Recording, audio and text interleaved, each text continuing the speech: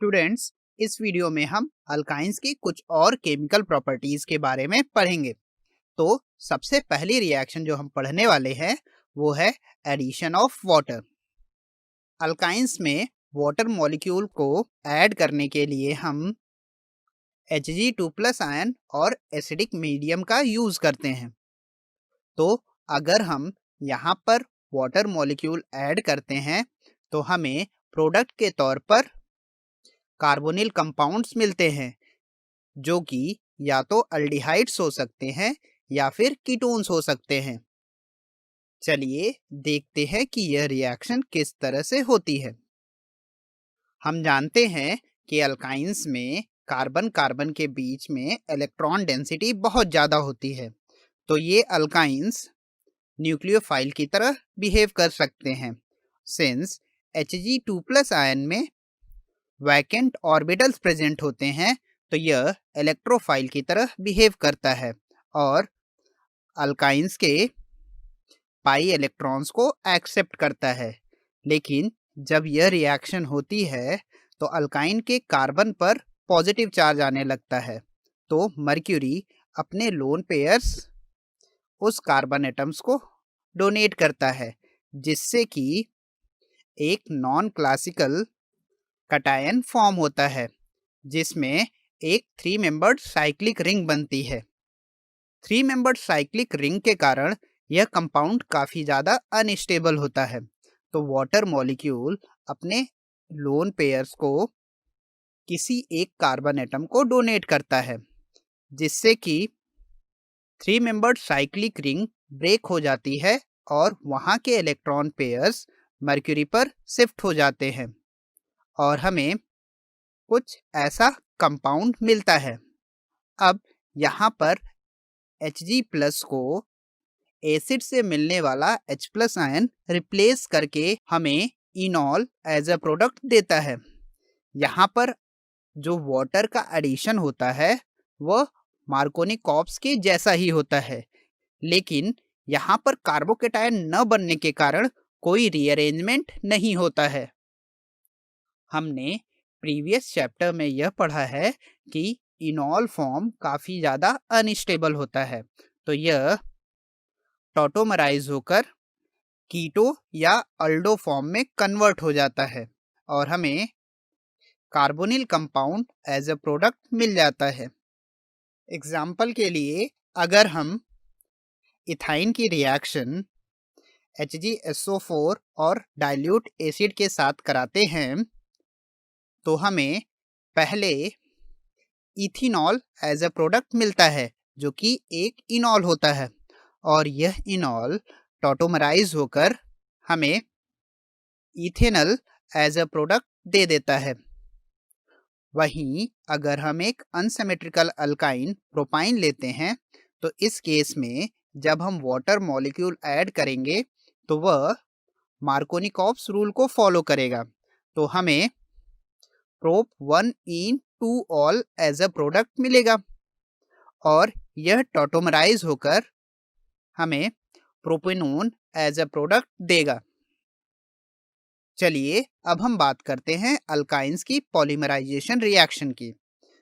हमने पहले ही पढ़ रखा है कि पॉलीमराइजेशन में किसी भी कंपाउंड के बहुत सारे यूनिट्स आपस में जुड़कर एक लार्ज कंपाउंड को फॉर्म करते हैं, जिसे हम पॉलीमर कहते हैं।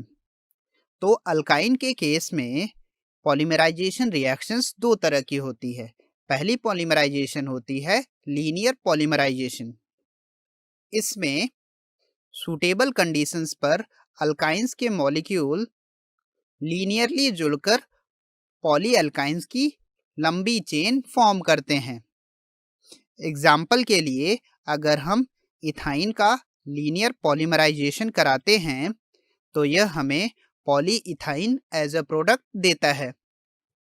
पॉली इथाइंस कुछ स्पेशल कंडीशंस में इलेक्ट्रिसिटी को कंडक्ट करते हैं और इसीलिए इनको हम बैटरीज के इलेक्ट्रोड के ऊपर एक थिन फिल्म की तरह यूज करते हैं।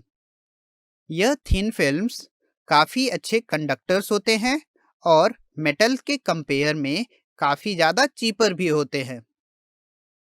नेक्स्ट तरह की पॉलीमराइजेशन रिएक्शन है साइक्लिक पॉलीमराइजेशन, यानी कि कंपाउंड्स पॉलीमराइज होकर एक साइक्लिक रिंग फॉर्म करते हैं।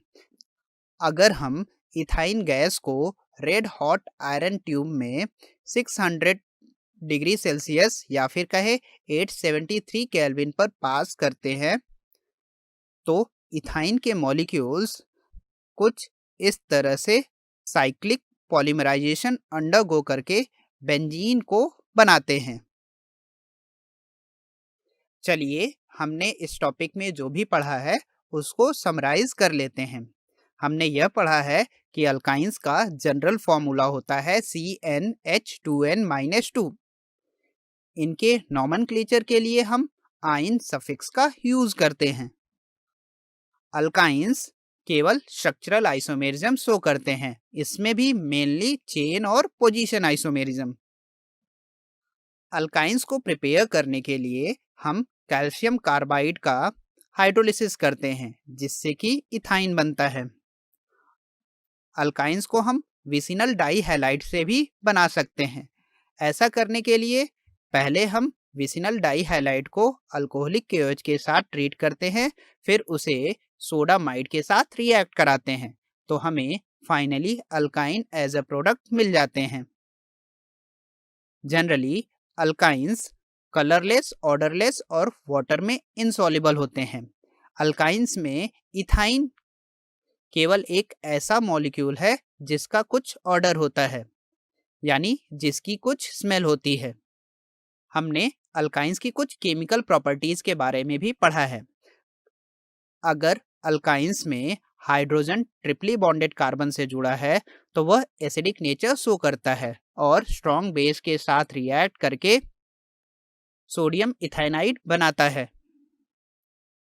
सिंस अल्काइंस में पाई बॉन्ड प्रेजेंट होते हैं तो यह एडिशन रिएक्शन शो करते हैं। तो अगर हम अल्काइंस में 1 मोल हाइड्रोजन ऐड करते हैं तो हमें अल्कीन्स एज ए प्रोडक्ट मिलते हैं। अगर हम अल्कीन में फर्दर हाइड्रोजन ऐड करें तो हमें अल्केन्स एज ए प्रोडक्ट मिल जाते हैं।